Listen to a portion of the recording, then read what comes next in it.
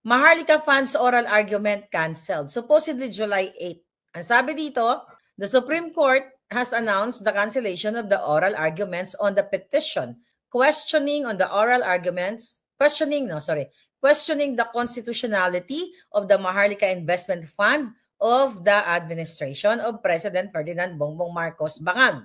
Initially scheduled for today, July 8. Sabi dito ng Supreme Court, we confirm that the oral arguments on the Maharlika Fund case originally scheduled for tomorrow, July 8, have been canceled. Supreme Court spokesperson Attorney Camille Sumay Ting said.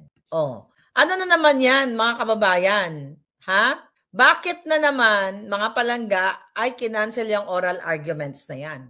So, ibig sabihin, delay na naman yan. Dinidelay na naman nila dahil ayaw nilang malaman na yung Maharlika Fund na yan, okay, na sinasabi ng mga magagaling nating observer dyan, na magaling na abogado, ay hindi dumaan sa tamang proseso. Kaya nga ito yung pinipetisyon, kino-question ang pagiging, kung ito ba ay constitutional or what. Diba? Dahil inilaan ang pondo ng bayan dyan. At sinisweldohan yung mga executive ng milyon-milyon na hindi pa nga na-rule out kung ito ay constitutional or not, legal or illegal. Diba? So, wala silang malinaw na explanation kung bakit ito na-cancel today.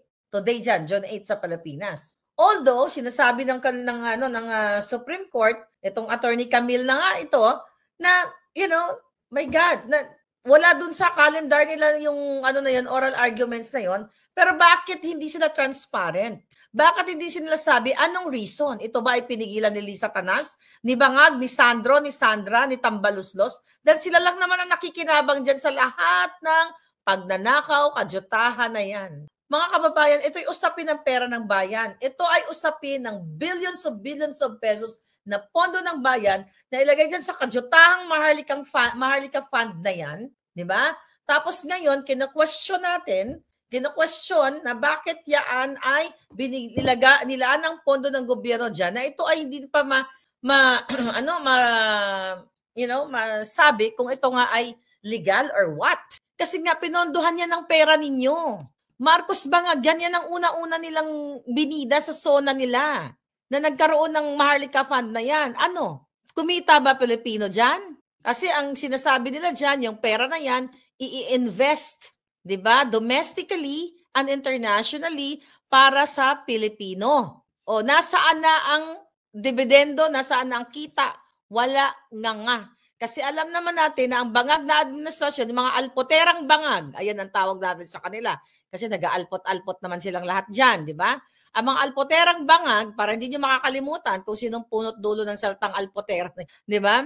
So talagang inaalpot ang pera ninyo ng taong bayan. So anong epekto ngayon yan mga kababayan?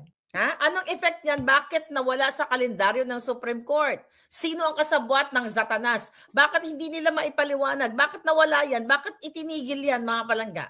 So delay na naman yan. Okay?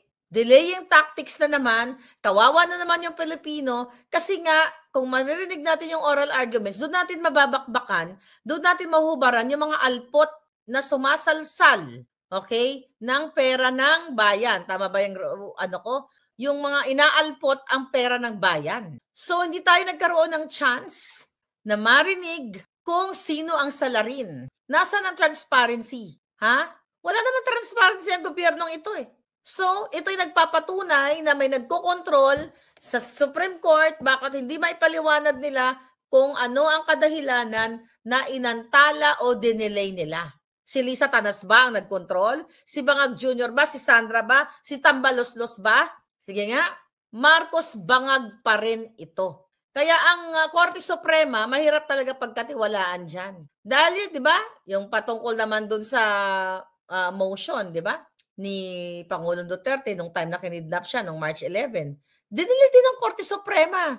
So, yan ang yung huling tatakbuhan ng Pilipino. Saan tayo tatakbo? Di ba? Pati Korte Suprema, hindi nila maipaliwanag kung bakit may delaying tactics. Bakit hindi tinuloy yung oral arguments na yan? Pera po yan. Kailangan ng hustisya ng taong bayan kung bakit ang pondo nandiyan, bilyon-bilyon, tapos hindi natin alam kung legal o illegal o constitutional or unconstitutional. Na supposedly, okay, yung court, ano na yan, yung Korte Suprema na yan, ay independent body yan. Diba? Hindi dapat sunod-sunuran sa mga bangag. Lalo lang tuloy, diba? Lumalakas ang pagdududa nating mga mamamayang Pilipino. Well, actually, hindi na duda ako. Wala nang duda-duda. Maliwanag pa sa sikat ng araw na nagsasabuatan ang mga bangag, alpotera, NPA, rebelde para lapastanganin ang mamamayang Pilipino. Hindi nila maipaliwanag. Ayaw nila ipaliwanag sa inyo na kung paano ba ang ginawa nila dyan sa Maharlika Fund na yan, nasa na yung pera habang sumusweldo ang mga executive ng milyones. Wala nang batas sa Pilipinas. Mga palangga, wala nang batas sa Pilipinas. Kawawa naman kayo dyan. Saan kayo pupulutin? Sige nga. Meron pa bang batas sa Pilipinas? Sabi ni Norma Garcia. Exactly. Yeah, tapos gusto ng mga alpotera, di ba may bago silang mga bangag, mga NPA bangag. Ang sinasabi nila, wag na daw ako magsalita dito sa issue ng Pilipinas para mga gago, mga putang ina. Oh my God. Sila ang batas, sabi ni Miza. Mga kawatan, mga scammer na mga alpotera, aba, tama ba? Gusto niyo bang manahimik ako? Dahil ayaw daw nila, dapat daw hindi na raw ako nakikialam sa buhay sa pangyayari sa Pilipinas dahil daw nasa Amerika ako at American citizen daw ako. Really? Dapat hindi na kayo nanghihingi ng donation sa mga hiningaan yung donation. Kung yan ang narrative yung mga yawa mo, na ano niya ba yon? Pero matagal na kasi narrative yan ng mga Dilawan, Pinklawan, even Dilawan, yung mga binabakbakan pa natin sila ng 2015. Nagurgur ba ako? Oh, buhay pa naman ako, di ba? Ang sabi ng mga hinayupak, palibasa wala silang alindog na ganito Wala silang alindog na organic. Oh my God. Joke-jokein ko lang yung mga julo ng mga yawa. Anyway, Jensen, okay. Puro na lang salsalero, sabi ni Philippine Supreme Court member, sabi ni Rodolfo Valero. Yes, Commander Aguila, how are you? So ngayon, mga palangga, papayag ba kayo? Ang sabi ng mga Dilawan, Pinklawan, Pulahan, Bangagan, Alpoterahan, ano sabi nila? Yan si Maharlika. Nasa Amerika na yan, ganyan-ganyan. Hindi na dapat siya nakikialam sa Pilipinas. At asikasuhin ko na lang daw yung issue dito sa Amerika. Bakit pakialam nyo? Kung gusto ko asikasuhin ang issue sa Africa, sa Netherlands o sa Australia, wala kayong pakialam. Masabi nyo, wala kaming pakialam na mga citizen na sa ibang bansa. Bakit kayo nangingi ng donation sa amin? Bakit nyo kami binibentahan? Hindi ako. Bakit nyo binibentahan ng libro? Yung mga Australiano, Amerikano, ang Filipino-American, Filipino-Australian. Di ba? Ano ba? Sige nga. Leonor, Baoy? Leonor, magsalita ka dyan. Tama ba na si Maharlika hindi makikialam sa usaping politika sa Pilipinas? Mga buwaka ng ina ninyo, lahat ng expose ko, sinausawan ninyo. Pero lang doon, hindi kayo kasali doon ha. Actually, masaya ako na ini-echo natin kasi kailangan tayo magtulong-tulong. Yung itinatarget ko lang yung mga alpot kasi gusto na daw nilang matahimik si Inday Maharlika. Alam niyo naman ako, my favorite thing to do is to talk and talk. Di ba? Frederick Natividad. Yes, nagpapadala tayo ng mga remittance sa mga palangga. Bakit nyo ako patitigilin? Palibhasa, kayo mga igit. Mga mukhang igit. Yun na igit. Sinong nagkaigit sa inyo ng mga bata kayo? Mga jinggit, mga igit. Diba? Tapos wala silang, dahil hindi nila ako kayang patahimikin, nagsasabihin nila sa kanilang mga kakarampot na mga trolls, si Maharlika, hindi na dapat yung nagsasalta kasi Amerikana. Excuse me, darling. Maharlika Network, sana meron din ICC lipstick to sa Hong Kong. Sabi ni Ishiko Lamera, pupunta tayo, magiging worldwide tayo palangga. Okay? Tapos kukuyugin ako, hindi nila kayang, isa lang naman ang tinira ko, yung alpot. Tapos nagsanib sa yung mga alpot. Hindi nyo kaya? Hindi nyo ko kaya. Tanginan nyo, kahit magsama-sama pa kayo, dahil lalabas ang katotohanan. Magsama-sama kayo ng NPA, bangag, komunista, lahat kayo. Lalabas ang sinong mga mandrobo, manloloko, gumagamit sa pangalan ni PRRD. Magsanib puwersa pa kayo. Sige, gusto nyo, hubaran ko na. Hubaran na natin. Hubaran na natin ang tumanggap ng 2.5, humingi ng 2. Hindi pala tumanggap, humingi ng 2.5 million kay Lisa. Dahil yan ang mentor nila. Yan ang gustong kumausap gusto makipag-usap para ampatin ako. Yung dalawang mga You know? Excuse me. Walang alindog. Makamukhang buraot, mga putang ina. Cheers sa mga mukhang buraot na mga kalaban ng bayan.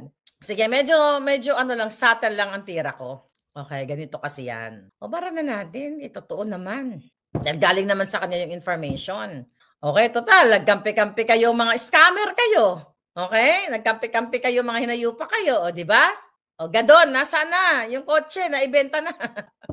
Ay, nako. Kasi ganito yan. Pag ang intensyon ng isang tao ay manloko at pera-pera lang, malalaman niya. Alam niyo kung bakit di ako natatakot? Kaya magsabi sa akin, oh, mag-unfollow. Di mag-unfollow kayo, di ba? Tapos maya-maya, ay palangga, I'm sorry, balik na uli ako. Di ba, tina uli tayo? Ganun lang naman yon. Pero hindi po ako nabubuhay sa mga pananakot ng mga bangag na ito. Tama ba yon? Pero okay naman yon. Yung kinukwento niya, na binigyan siya ni Bangag ng kotse kasi nakikita daw siya ni Bangag nung time na yon na nag-Uber lang siya, ganyan-ganyan. Nagsabi sa kanya, oh, pumunta ka kay ganit, pumuntahan mo tong dealership na ito at bibigyan ka ng kotse. So, binigyan siya ng kotse. Well, as a cabinet secretary, di binilan siya ng kotse, ganyan-ganyan. Tapos, di ba, tinanggal nga siya, nasa kanya pa rin yung kotse. At later on, you know, inutusan ni Lisatan na si Gadon na bawiin yung kotse. Tapos, iwais ang lola mo. So, ang ginawa niya, ibinenta niya, naging pera. Pero kasi, kung titignan mo, okay, kung ako nun, kunyari binigyan ako ng kotse ni Bangag, dahil ako ay naging secretary or undersecretary ng Bangag Administration. Kung aalis ako doon, hindi ko bibit-bitin yon. Ako lang yon, personality ko yon. Bakit ako makikinabang sa kotse na yon, sa perang yon, na galing sa mga demonyo kung hindi ako demonyo, right? You know what I mean? Ganun yung mga tema ng Team Alpotera. Dinidepensa nila ang kasamaan. Ako naman, ina-expose ko yung kasamaan nila. Ganun yon, mga kababayan. Kaya sila galit sa akin.